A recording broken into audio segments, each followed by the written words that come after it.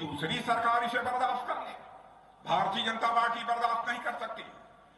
यदि किसी ने जबरन किसी माँ बहन के साथ यदि रेप करने की कोशिश की, हम लोगों ने प्रोविजन कर दिया है उसको फांसी की सजा दी जाएगी, फांसी से कम की सजा नहीं दी जाएगी।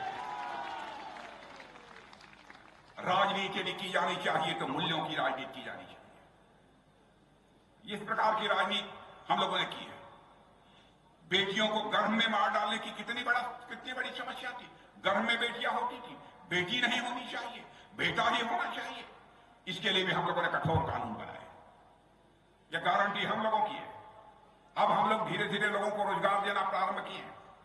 बेरोजगारी यहां पर 8.5% थी। इतने दिनों के अंदर उसको कम किया हम लोगों ने। अब भारत में बेरोजगारी का दर केवल 5% रह गया है। बहनों भाइयों, अवसर दीजिए हमारे प्रधानमंत्री को। तीसरा टर्म ही नहीं, संकल्प लीजिए चौथा टर्म भी देंगे। हम गरीबी के संकट को भी दूर करेंगे और बेरोजगारी के संकट को भी दूर करेंगे।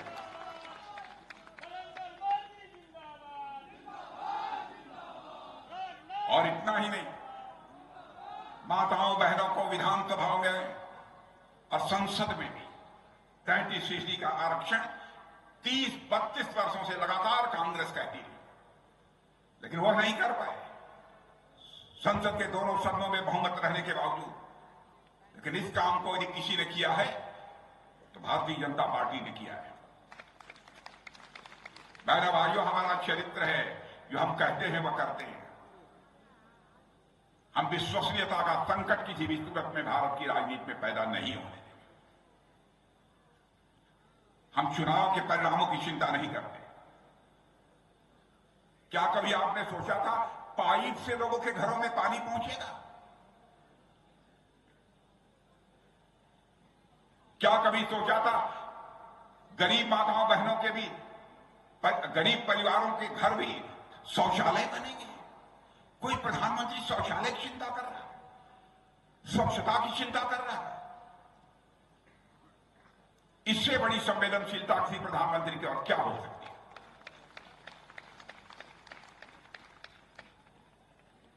हमारी बहुत सारी योजनाएं, जरूरत पड़ने पर हम लोगों ने कठोर फैसले किए हैं। बहनों भाई, हम केवल अगले चुनाव के बारे में नहीं सोचते कि अगला चुनाव है, हमको यह काम कर देना चाहिए तो हमको वोट मिल जाएगा। हम इस बात की चिंता नहीं करते। हम इस बात की चिंता करते हैं कि हम वो कौन सा काम कर दें ताकि हमारे भारत माता का मस्तक ऊंचा हो जाए। हम इस तरीके से सोचने वाले हैं। हम लंबी योजना बनाते हैं। अब एक बैंक के बारे में, बैंक से आप सबका काम लेना देना है। जानते हैं बैंक में क्या हुआ? एक बार हम लोगों ने कठोर निर्णय ले लिया बैंक के बारे में, तो उसमें नॉन परफॉर्मिंग एसेट बोलते हैं, जिसमें कि उसका कोई वो पैसा डूब जाता है, उसको नॉन परफॉर्मिंग एसेट बोलते हैं। वो लगभग 11.5% के आसपास हो गया था, 11.5% के आसपास। हम लोगों ने कुछ कठोर निर्णय लिए, कुछ पाबंदियां लगाई। अब वो 3.5% से नीचे आ गया है। मेरे बहनों भाइयों, 3.5% से नीचे आ गया है। अब वही बैंक जीरो बैलेंस खाता खोल रहे हैं, बिना पैसे के खाता खुला है। मैं दावे के साथ कह सकता हूं, यहां भी हमारी कुछ माताएं बहनें होंगी अथवा लोग होंगे गरीब, जिनका कि जीरो बैलेंस खाता खुला है। जिनका खुला है जरा हाथ उठाइए, जीरो बैलेंस खाता किनका खुला है? क्या कभी कल्पना किया था आपने कि बिना पैसा दिए बैंक में हमारा खाता खुल जाएगा? क्या कभी आपने सोचा था कोरोना जैसे गंभीर संकट में मुफ्त में हमको 2 कोरोना की वैक्सीन लग जाएगी, टीका लग जाएगा? मैं दावे के साथ कहता हूं, यहां भी जो जितने लोग यहां पर खड़े, इतने बड़ी संख्या में, बहनों भाइयों, कम से कम 2 कोरोना का टीका सबको लगा होगा। लगा है कि नहीं लगा? लगा? जिन लोगों का लगा है जरा हाथ उठाइए। शायद ही ऐसा कोई होगा कि जिसको ना लगा।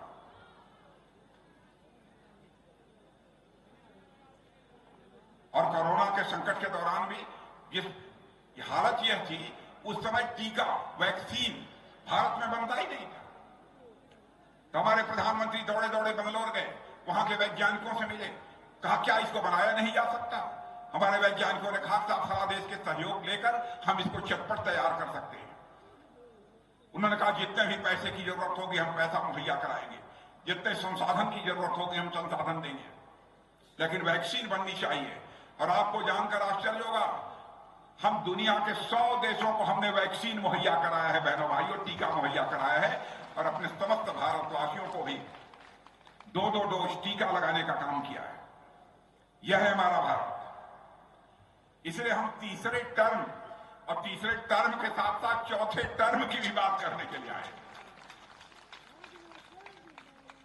हम तीसरे टर्म की यदि मांग कर रहे हैं तो सत्ता भोगने के लिए हम नहीं आपसे वोट मांग रहे हैं, बल्कि राष्ट्र निर्माण के लिए हम आपसे वोट मांग रहे हैं, भारत के विकास के लिए वोट मांग रहे हैं।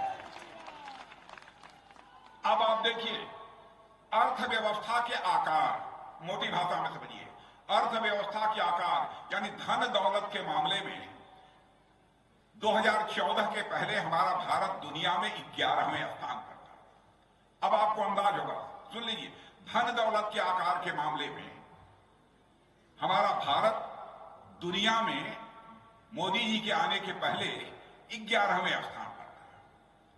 बहनों भाइयों, आपको जानकर खुशी होगी, आज के 2 साल पहले ही हमारी सरकार की नीतियों के कारण जो भारत धन दौलत के आकार के मामले में 11वें स्थान पर था, वह जंप लेकर आज दुनिया में 5वें स्थान पर आ गया। और यह मैं नहीं, दुनिया के बहुत बड़े विशेषज्ञ और दुनिया की वित्तीय फर्म्स अब यह कहने लगी हैं कि यदि ऐसे ही भारत आगे बढ़ता रहा तो 2027 यानी आज के 2.5-3 साल के बाद यह भारत धन दौलत के मामले में दुनिया के टॉप 3 कंट्रीज में आकर खड़ा हो जाएगा, दुनिया के 3 देशों की कतार में आकर खड़ा हो जाएगा। यह है भारत। भारत इतनी तेजी के साथ आगे बढ़ रहा है। इसलिए मैं आप सभी बहनों भाइयों से अपील करना चाहता हूं, आप सबका समर्थन, आप सबका सहयोग हम सबको प्राप्त होना चाहिए। और आपके सांसद गोपाल जी ठाकुर के बारे में मैं बताऊंगा आपको।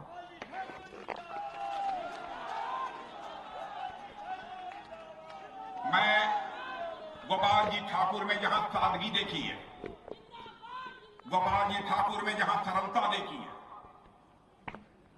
वही गोपाल जी ठाकुर में सबसे बड़ी खूबी जो मुझे देखने को मिली है कि जनता के कामों के लिए अथवा मिथिलांचल के विकास के सवाल पर कितनी मजबूती के साथ भारत की संसद में प्रभावी तरीके से आपकी आवाज को बुलंद करने का काम करते हैं।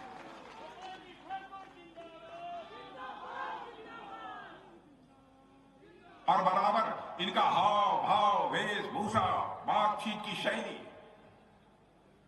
मिथिलांचल की शैली और संस्कृत का संदेश देती है भारत की संसद में। मेरे बहनों भाई, आज इस मिथिलांचल में आकर सचमुच मुझे बेहद खुशी हुई है। और देखिए, हमारी सरकार का है कौन करिश्मा। राजेंद्र बाबू को भूल गए थे लोग, एक ही परिवार को भारत रत्न मिलता था, मिले, हमको कोई आपत्ति नहीं है, लेकिन क्या राजेंद्र बाबू को भारत रत्न नहीं मिलना चाहिए था?